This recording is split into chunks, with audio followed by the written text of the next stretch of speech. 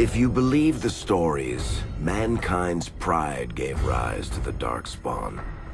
Countless in number and toxic to all life, Darkspawns search endlessly for an archdemon. When they find one, Darkspawn armies surge up from their corrupt barrows beneath the ground, and a blight begins. Grey Wardens are the only warriors capable of destroying an archdemon, and history always honors the one who sacrifices all to kill the beast. In the fifth blight, the Warden was the hero of Ferelden, youngest child of Ferelden's powerful Terran Cousland. Betrayal saw the Cousland's ancestral castle burn, and the Terran and his wife slain. Duncan, a Grey Warden, helped the young noble escape to a new life with the Wardens. The allied Ferelden and Grey Warden forces met in Ostegard, where King Kaelin's armies and a host of Wardens gathered, ready to destroy the Darkspawn. But valor turned to despair as Loghain betrayed his king. Kaelin's forces were slaughtered, and the south was lost. The hero, now a full-fledged Grey Warden, survived with the aid of Flemeth, the mysterious witch of the wilds.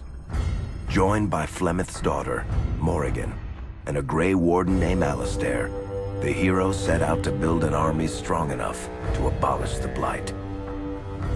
With the traitorous Loghain now seated on Ferelden's throne, the Wardens sought help from the influential Arl Eamon of Redcliffe. However, they arrived in Redcliffe to find the town under siege. As each night, undead rose in waves and assailed the battered village. With the hero's help, the people of Redcliffe stood fast against the undead horde. The Wardens reached Arl Eamon's castle only to find the Arl lying at the edge of death, and his court fallen into madness. To save his father's life, Eamon's young son, Connor, had made a deal with a demon, and quickly fallen victim to its possession. The hero intervened, freeing Connor from possession, and breaking the demon's hold over Redcliffe. But deals with demons are never straightforward. The demon agreed only to save Eamon's life, not restore him to health. Arl Eamon needed a miracle to recover. The hero located an urn containing the sacred ashes of Andraste, which were said to cure any ailment. The urn was protected by ancient traps, tests of will, and a dragon-worshipping cult that wanted to twist the urn's power to its own ends. The urn remained pure, but mysteriously disappeared after the Wardens departed. Only the temple dedicated to it still stands. With a pinch of the ashes, the hero restored the Arl to health. Informed of Loghain's treachery, Eamon swore his political and military support. The circles of Magi are bound by oath to aid the Grey Wardens in times of blight. However, Lake Calenhad's tower could offer little help. One of its mages, Uldred, had become possessed by a pride demon and was twisting other circle mages into abominations. The hero fought to the top of the tower and defeated Uldred, saving the remaining mages. Grateful for their lives, the mages joined the Warden's army. The allies gained at the Circle were not the only soldiers to join the Warden's forces, however. Dalish elves don't usually make alliances, but even deep hatred can be set aside in the face of oblivion.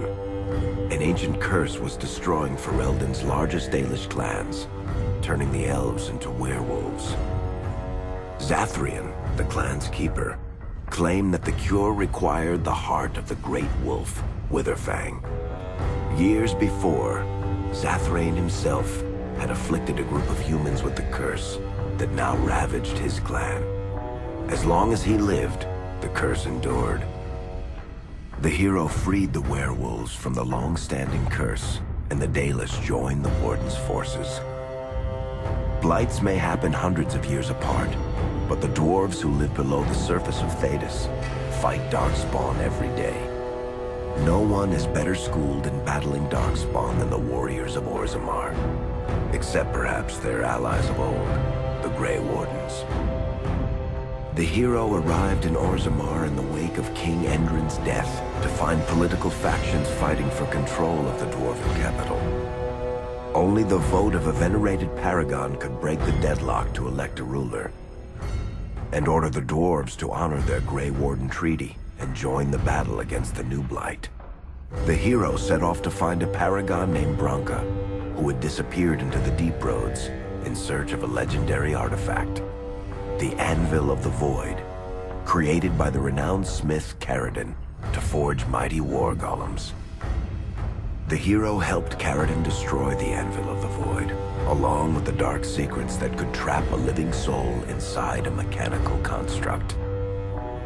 The hero emerged from the Deep Roads with a master-forged crown to bestow the Paragon's favor upon whichever rival candidate would be crowned king.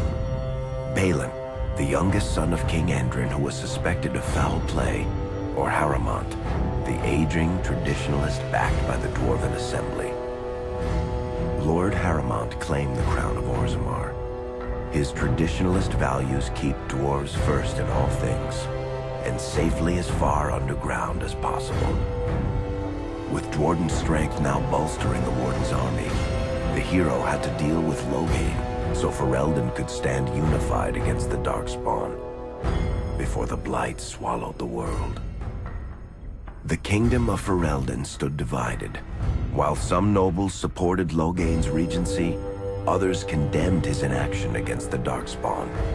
Civil war brewed, and Arl Eamon called a landsmeet in hopes of curtailing the conflict and removing Loghain from the throne. Alistair ended Loghain's life in the name of justice for the Wardens who died at Ostagar. As the Warden's united army massed in Redcliffe, the Darkspawn overran Denerim, laying siege to Ferelden's capital city. The hero's army fought valiantly through Denerim and broke the Darkspawn's siege. On Fort Dracon's highest tower, the hero's strongest allies fought alongside the Warden in a final heroic battle against the massive Archdemon. The Archdemon was killed without the sacrifice of a Grey Warden's life. With no Archdemon to lead them, the Darkspawn scattered. Most fled underground, still teeming in number and always seeking a new Archdemon to awaken.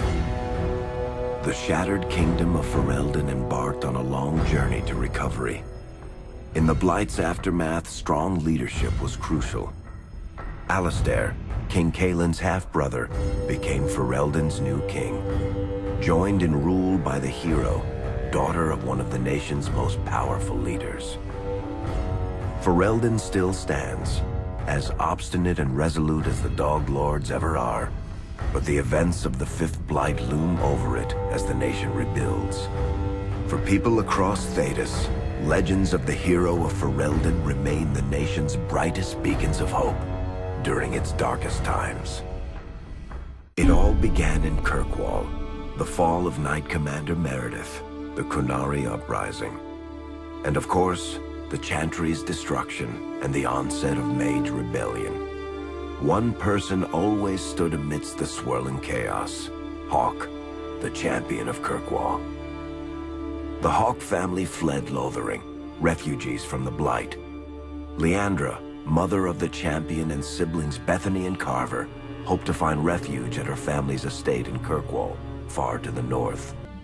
As a mage with a family legacy of magic on both sides, Hawk naturally became involved in the events that ultimately led to the Mage Rebellion.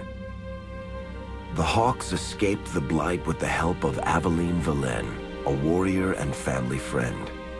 It's said that the family was also aided by Flemeth, the notorious Witch of the Wilds. Hawk's sister Bethany never reached the Free Marches. She was killed by Darkspawn while defending her family. The family's first years in Kirkwall were difficult. Leandra's brother Gamlin had lost the family fortune. The Hawks lived in poverty, forced to indenture themselves in return for entrance to the city. To pay off the debt, Hawk was forced to work for a gang of smugglers. All the while, Hawk and Carver did their best to hide Hawk's magic from the Templars. Opportunity eventually struck in the form of a dwarf named Bartrand Tethras, who was planning an expedition to the Deep Roads. It was a long shot, but with gold gained from the expedition, Hawk could free the family from its criminal creditors and further Templar scrutiny. Hawk met a rogue Grey Warden named Anders, who possessed detailed maps of the deep roads. These maps were crucial to the expedition's success. Once Hawk obtained them, everything else fell quickly into place. Out of concern for his safety, Hawk insisted that Carver stay in Kirkwall rather than accompany the expedition. Hawk did find ancient dwarven treasure, but the group also stumbled upon a statuette formed from a strange red lyrium. Upon returning to the surface, Hawk learned that Carver had joined the Templars, pursuing his own fate instead of living in his sibling's shadow. The gold Hawk recovered from the deep roads brought back Leandra's stately childhood home in Hightown. The Hawks had barely settled into their new home when Leandra was murdered, a deeply sinister and twisted killing. Hawk hunted down Quentin, the blood mage responsible, but could not prevent Leandra's death. Leandra's tragic death was part of a critical problem facing Kirkwall. Rising tension between the city's mages, who felt increasingly oppressed, and Templars, who grew increasingly suspicious of their activities. Adding to the strain, a large contingent of Kunari had also established themselves in Kirkwall, much to the growing discomfort of the city's rulers.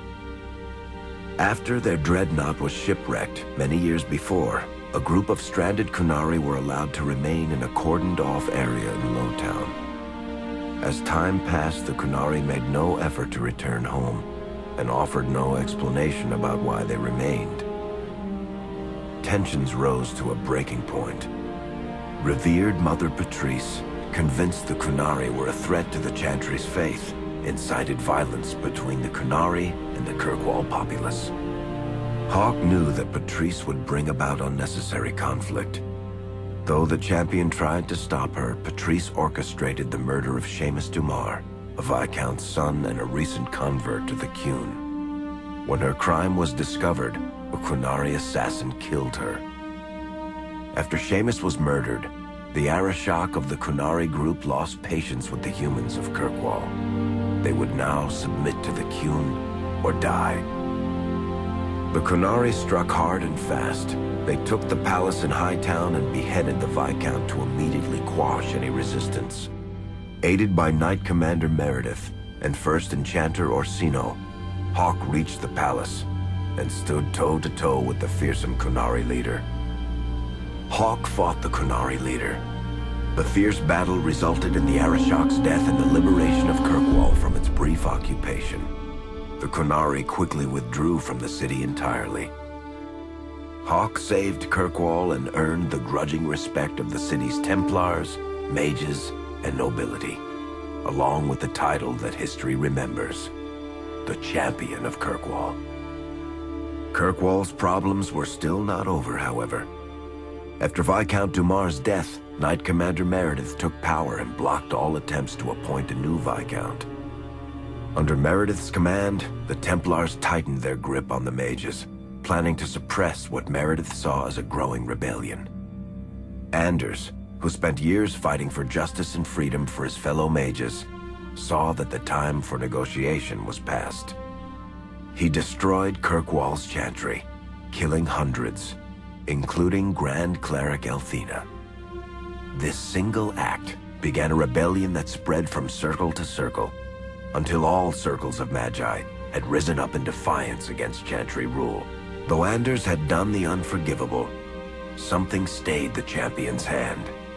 Anders survived the day, although many others did not. Fighting spread swiftly through the city. Some mages rebelled openly, many of them succumbing to possession. Templars turned their swords on mages who rebelled and on those who did not. As First Enchanter Orsino refused to bend to the Templars, Knight Commander Meredith demanded that every mage in Kirkwall be put to the sword. Hawk saved many mages from Templar blades, keeping them from succumbing to possession or the temptations of blood magic. In the end, however, Hawk was forced to strike down Orsino, who had betrayed his own values by resorting to blood magic himself. The battle proved one thing. Knight Commander Meredith had gone mad. Hawk saw the truth of it when Meredith unsheathed her sword, and the red lyrium idol from the deep roads was embedded within it. The blade fueled her hatred and paranoia, as it had for months. After a horrific battle, the red lyrium of the Knight Commander's sword consumed her as she died. Meredith became a statue, her face a frozen mask of horror. Little is known of the champion since that final battle. However, Hawk's story lives on in legend and song. Memories of the indelible changes the champion of Kirkwall brought to the face of Thetis.